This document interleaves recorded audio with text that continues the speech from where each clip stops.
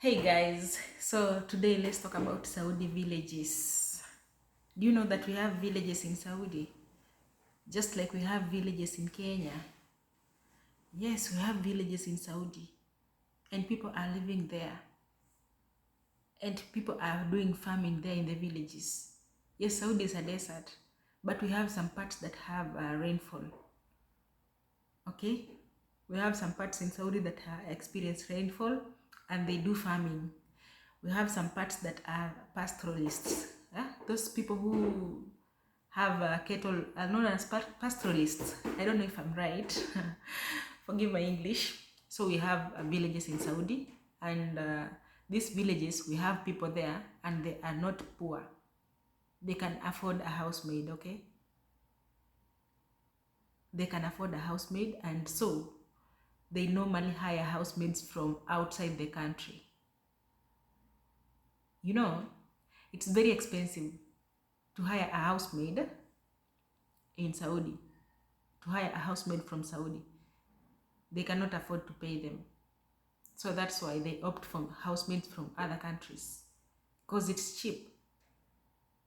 Because if you give a Saudi 1,000 salary, they can't do anything with that.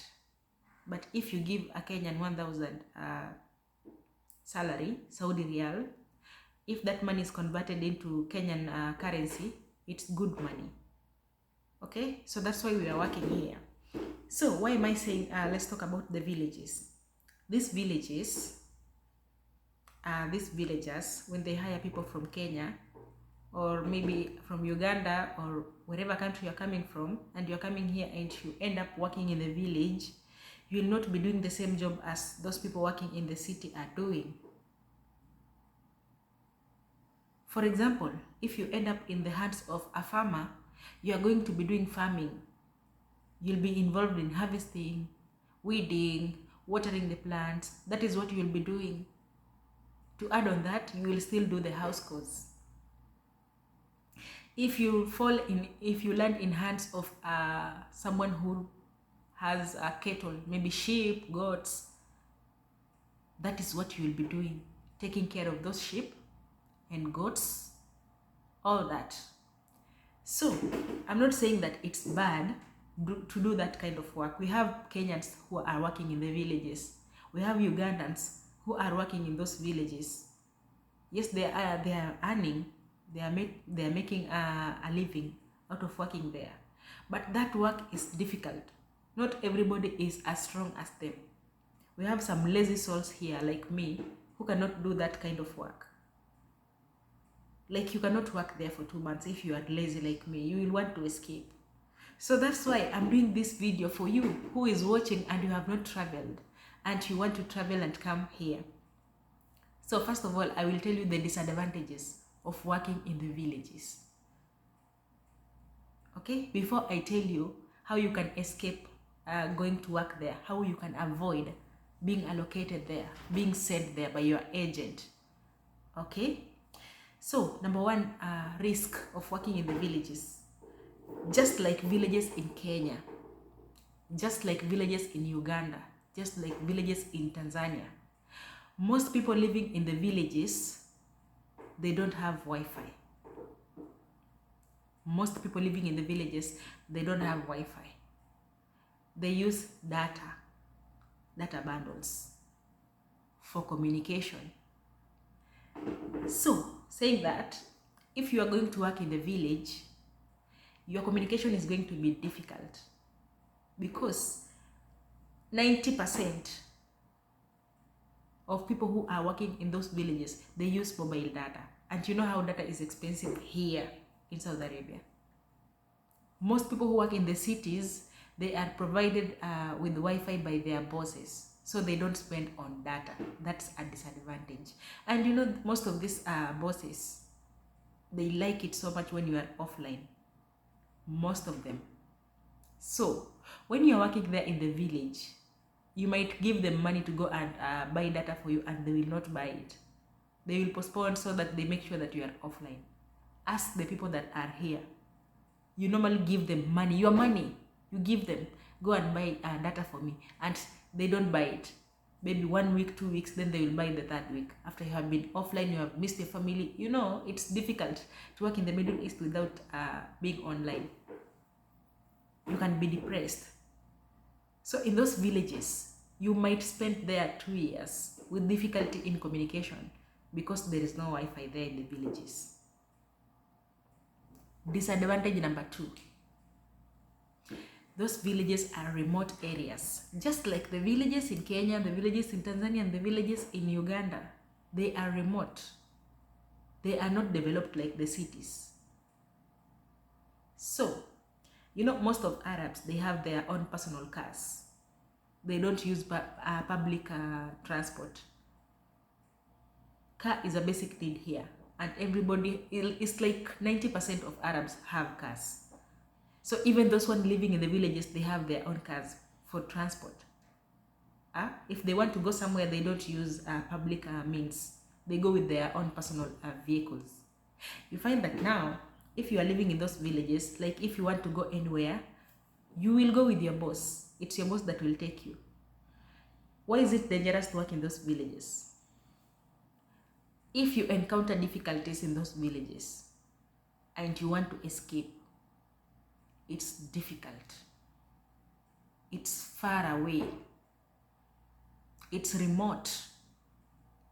Before you even meet a taxi, you might walk even 10 kilometers. Because now people that are living there, they are using their own private cars. So it's not like it's near a road where you can meet a public transport. And for example, if maybe you want to become a Kipchoge, you know the Kembois, right? Mostly, people normally Kemboi to go to Riyadh, the capital city. That is where we have availability of jobs.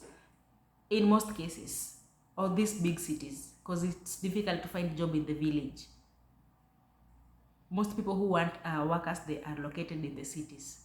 So if you encounter difficulties and you are working in the village and you want to escape, Dalala will tell you that maybe where you're working to the city, it might take you 2 days to reach there. Imagine you are from Kenya and you are living in the Masai and you want to escape to go to the coast. That distance, it might take a taxi 2 days to reach where you are, and it will cost you to escape. You know, when you want to escape, it's not free. The Dalalas will tell you to pay for the taxi. And if you are somewhere that is maybe 3 hours, they normally charge 1,000 Saudi Riyal, that is 30,000 Kenyan shillings. And if you are very far, like in those villages, now you want to escape and come to the city, they might tell you that it's 5,000 or even 6,000. Some people pay even 6,000. That is Saudi Riyals. 6,000 times 30, that is almost 200,000 just to escape. And you know, most people escape when their life is in danger. You don't escape like because you like it. So you will have to pay maybe around 150,000 Kenyan shillings to be able to get help from those villages to come to the city. Even the embassy is not in the village. So it's very difficult to find help if you are working in the villages, in those remote areas. I'm not saying that everybody that works in the villages have to escape. No. We have some cases whereby you will find difficulties. You'll find that you cannot cope with the situation and the only option remaining is to escape. Because you know, here in the Middle East, it's you and your God. Nobody will help you. It's you and your God. It's very rare, even for these agencies that bring us here to help us when we encounter problems. You call them, they block you. You will call them, you complain, they tell you to endure. Or assuming maybe this agency, you know, the agencies are located in towns. These Arabs, when they want someone to work for them, they will go to the agency here. And these agencies, mostly they are located in town. You might find that where this agency is, maybe it's in Nairobi and you're working in Masai or somewhere in Vihiga, western part of Kenya. Somewhere like 12 hours drive. And if you tell your boss to return you to the office, they will not return you. And you cannot take yourself back there. And the sad thing is, the office will not come for you. They don't go for people. It's either your boss takes you back or you escape. So if you are left with the only option of escaping, it's difficult to escape from those villages because means of transport, there's no means of transport, there's difficulty in communication, there's no network there, you know? So it's tricky, kind of tricky. But some people are lucky. They go there and they find good bosses and they work for 2 years and they go back home. And those villages needs people who work very hard. Imagine if you are going to take care of their sheep. Those people, they don't have 2 sheep or 3 sheep. No, they have a herd, like 50, 100. And now it's your responsibility to take care of those sheep. Maybe you're taking care of the camel. You know the camel? Yeah. It's not one camel. It's like 50, 100, a herd. You're giving them food, you're cleaning where they sleep, and you still take care of kids, and you still clean the house. Those are the jobs that people in the village do. By the way, we have so many hardworking Kenyans that are working there. I applaud them. It's not easy. I don't think I can do that. I respect them. I respect you guys. If you are working in the village and you're watching this video, I respect you because I can't do that. I will come with videos from TikTok to show you the kind of jobs that they do. It's unfortunate that I deleted the ones that I had in my gallery, but I'll look for them. I will share them here on my channel. You will see them. You will see them taking care of sheep, taking care of camel, cleaning. You will see the kind. Some of them go harvesting dates, you know. And most of these villages, most of people living in the villages, they don't have machine for cleaning clothes. So you'll have to clean with your hand. Exactly the same kind of life in the villages in Africa. It's exactly the same kind of life in the villages in Saudi Arabia. You know, most of people who have maybe cleaning machine for cleaning clothes, laundry machine, is it called laundry machine? Most of the people that have that, they are located in the cities. In the villages, you will have to hand wash. So in the villages, you have to be strong. It's not easy. You can't compare life in the villages with life in the city. Life in the city is a bit easy. I might say, allow me to use the word easy. It's a bit easy to work in the city than to work in the village. To work in the village, you have to be very hardworking. But in the city, if you are lazy like me, you can survive because you have machine for doing stuff. Yours is just to assign the machine, to set the machine to, you know, it's just cleaning and taking care of kids. It's easy, a little bit easy. No harvesting of crops, no harvesting of dates, no taking care of camel, no cleaning where the sheep are sleeping, you know. So those are some of the disadvantages of working in the village. Okay, I know most of you are wondering, but it's not my choice to go and work in the village. Because when you are leaving your country to come here, you don't know where you are going to work. You just find yourself in the place that you have been allocated. In most cases, you'll be given your contract at the airport. In most cases.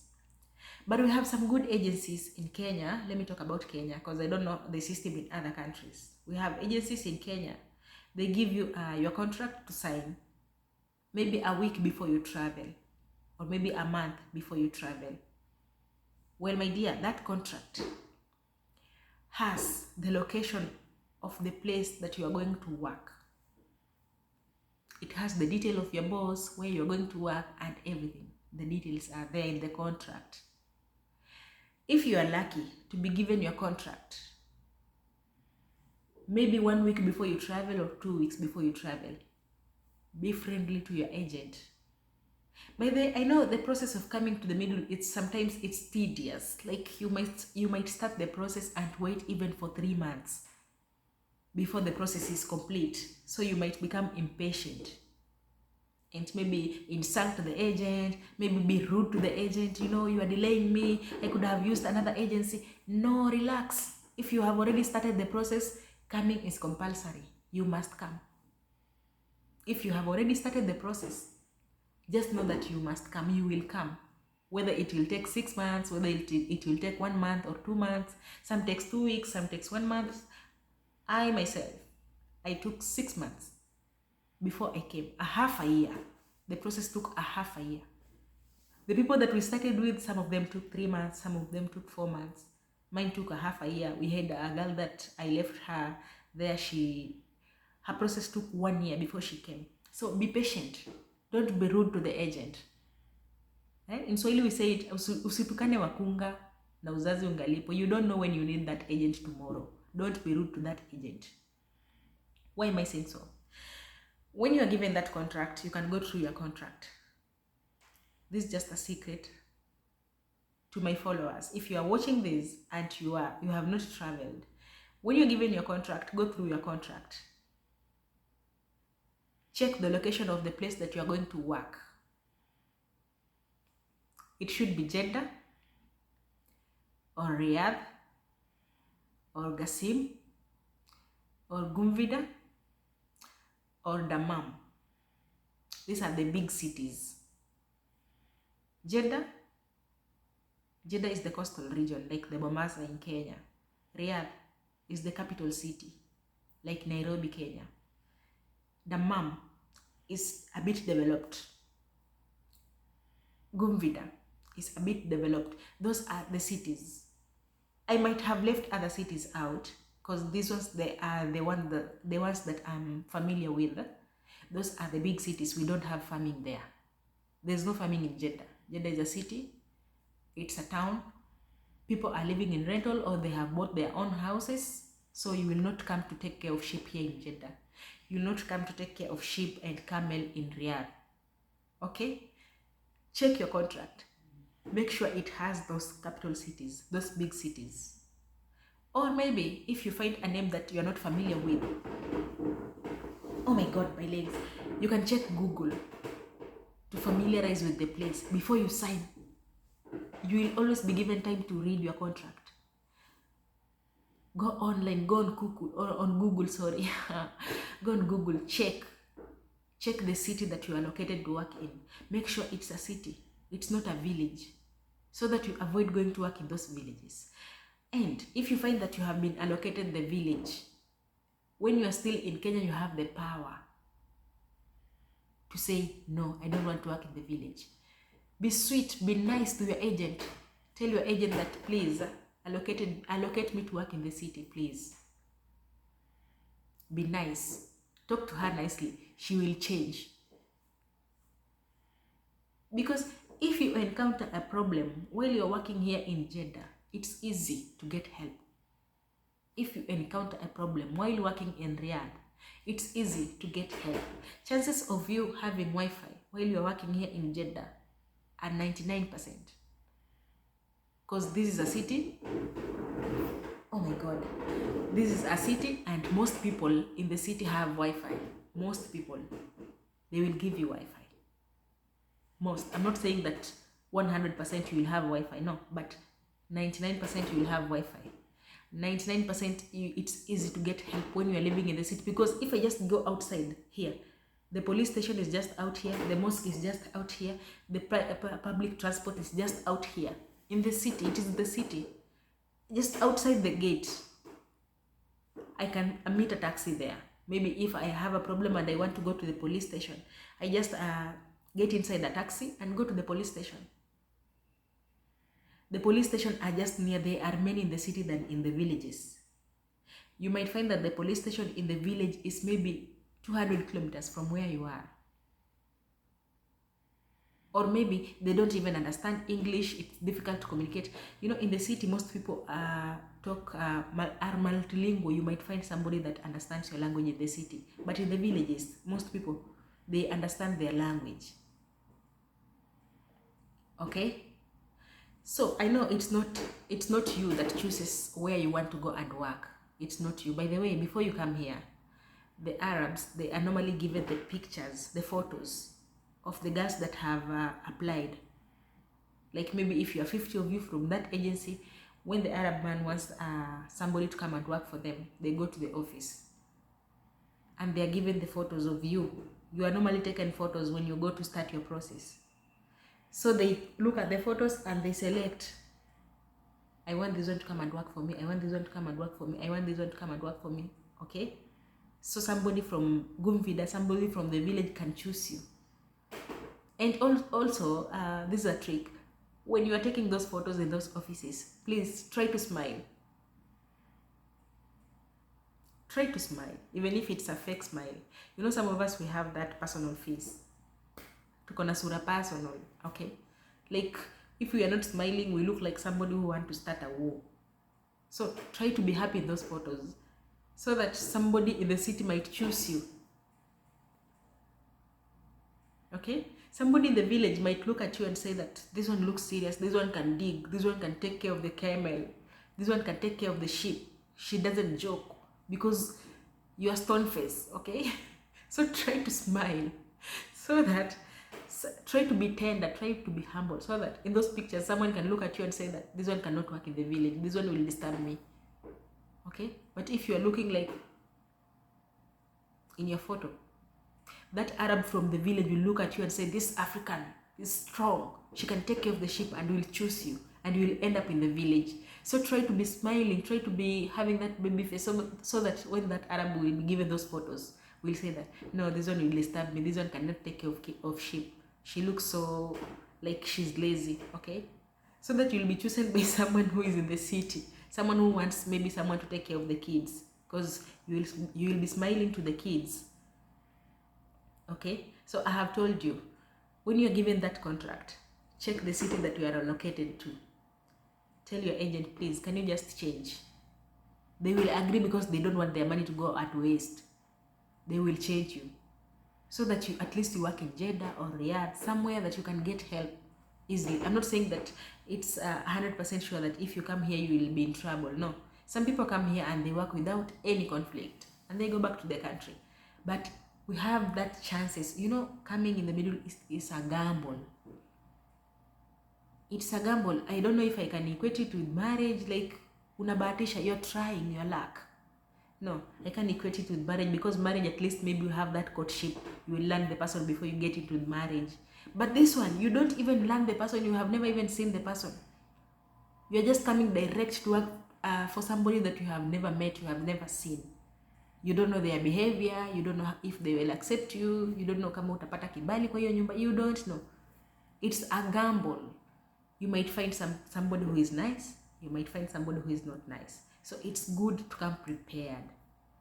Like, you have plan B. What if plan A fails? I will go with plan B. What if plan B fails? I will go with plan C. Plan 1 should be, God, please help me. I get a good boss, I work for 2 years, and come back home safe and sound to my family. That is always everybody's plan. But sometimes this plan normally fails. You might meet somebody who is just arrogant, who just rude, maybe will mistreat you, maybe sees you as a slave, and you can't endure. That is where plan B comes in. Plan B, always consider the agency that you want to come with.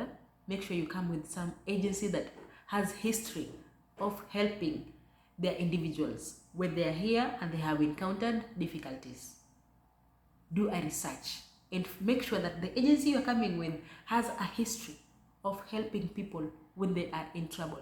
So that if plan A of coming here and working peacefully and going home back safe and sound fails, and you get mistreated, maybe you are not being paid, you can opt to plan B. Plan B is, you will call your agent and tell them you are being mistreated, maybe you are suffering. Okay? And your agent will change your house. By the way, it's agencies, most agencies, if you are suffering where you're working, you normally call them, you go back to the office and they look for you another sponsor, you go to work into another house. Okay? But not all agencies. Not all agencies. Not all agencies. Some agencies, you call them, they tell you to endure, and maybe you're not being paid. You have worked for 6 months without salary and they tell you to endure. Some agencies, they tell you to strike and stop working. You're striking and you're living inside that house of that man, eating his food and everything. People react differently. What if they get angry and beat you? You will not sue them. You don't have a lawyer. No, nothing will happen to them. No justice. So consider the agency first before you come. Do a research of the agency. Make sure it helps people when they are stuck. We have good agencies here. We have agencies that you will call them and they will call your boss and they will order him, bring that girl back here. And they will change your house. We have other agencies that sides with the Arabs. They side with the Arabs. Even if the Arab is on the wrong, they will side with him. You will complain to them and they will force you to work there. And they will even beat you. They will even beat you. I don't know if you watched my previous video. I think the title is Mistreatment in the Office. If you watch that video, and listen to that girl, you will understand what I'm telling you.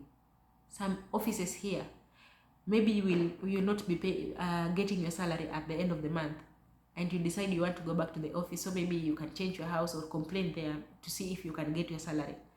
And they beat you, and they force you to go back to that house and work. They choose to believe the Arab man than you.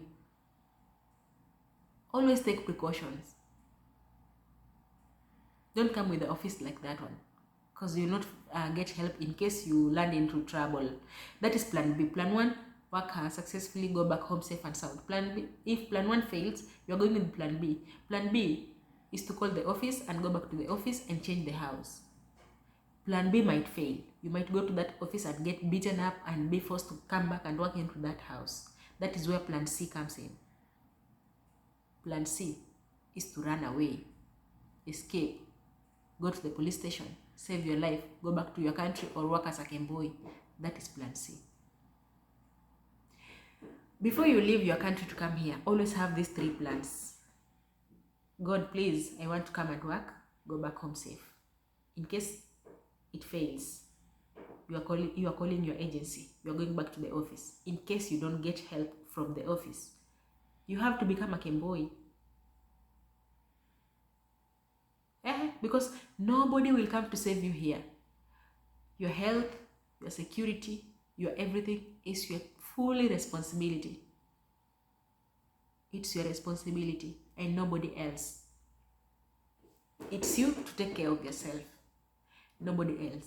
If your life is in danger, your mother will not come from Africa or from Philippines, wherever you're watching from, to come and save you. It's you and you alone that will save yourself. You and you alone. Even if you're just working in the next house here, I can't come and save you unless you have saved yourself first. Your safety is your responsibility, nobody else. Even the embassy will not come. Even if you call them, they will not come. I'm telling you the truth from experience. Nobody will come to that Arab man house to save you if you haven't saved yourself first. If you are being beaten there, if you're not getting your salary, if you're being denied food, if you're sick, you're not being taken to the hospital, these all things, it's you who can determine whether they will get better or they will get worse. Only you, nobody else. That's why I'm telling you, you should have 3 plans. At least have this plan number 3, at least you should have phone numbers of people who have already escaped. They are outside there. They are godfathers sometimes. They will save you. But with money, not free. With money. They will tell you to pay for the taxi. Okay? So you should have some money in your account or in cash, whichever. If you are sick and you are in that house and you are just calling your mother, Mommy, I'm sick here, they're not taking me to the hospital, there's nothing your mother can do. It's you to get up on your feet, walk outside. If they're not taking you to the hospital, walk outside, go to the police station, find help from there, or call your office. If the office is not responding, walk out, go outside, seek help from outside. You will never get help if you are sitting in that house. You will never get help if you are in that house. Nobody will trespass to come and save you there. You have to get out.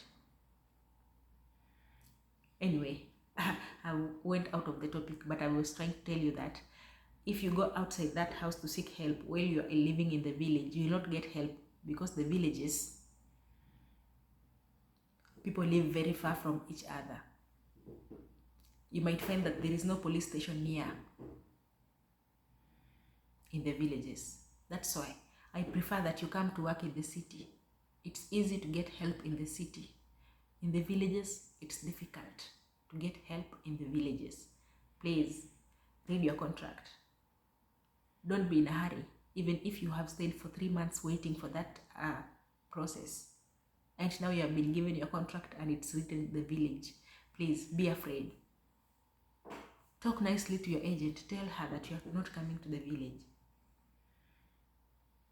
She should allocate you the city. She will change. If you're still in Africa, it's easy. You have the powers to say no. But the moment you land here, you don't have powers. You don't have rights. You don't have anything. It's you and your God. So my dear ones, take care of yourself. I love you so much. Stay tuned for more advices. Bye.